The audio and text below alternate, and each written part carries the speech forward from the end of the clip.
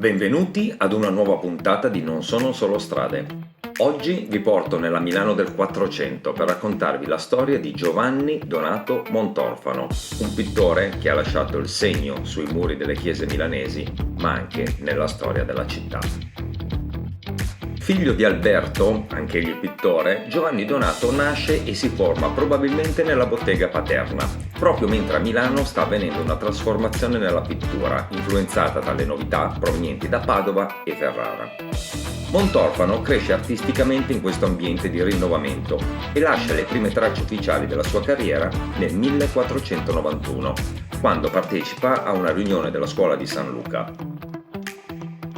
In quell'anno riceve anche dei compensi per i suoi affreschi nella chiesa di Santa Maria della Rosa. Ma uno dei lavori più importanti e affascinanti di Montorfano si trova nella chiesa di Santa Maria delle Grazie. Qui, sulla parete del refettorio, realizza la celebre crocifissione, datata e firmata nel 1495.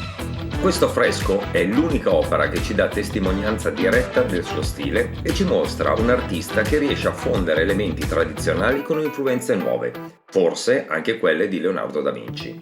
Accanto alla crocifissione, infatti, troviamo i ritratti di Ludovico il Moro, Beatrice d'Este e i loro figli, che furono dipinti successivamente e attribuiti proprio a Leonardo.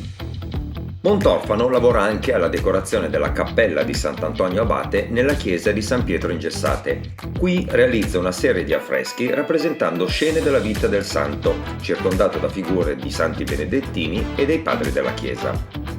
Il suo rapporto con San Pietro in Gessate sembra stretto e continuativo.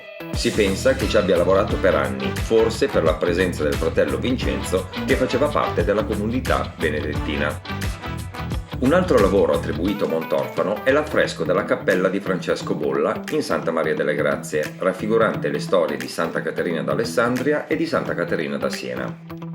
Anche se alcuni studiosi attribuiscono quest'opera a Cristoforo De Mottis, la maggior parte della critica ritiene che sia un esempio maturo dello stile di Montorfano.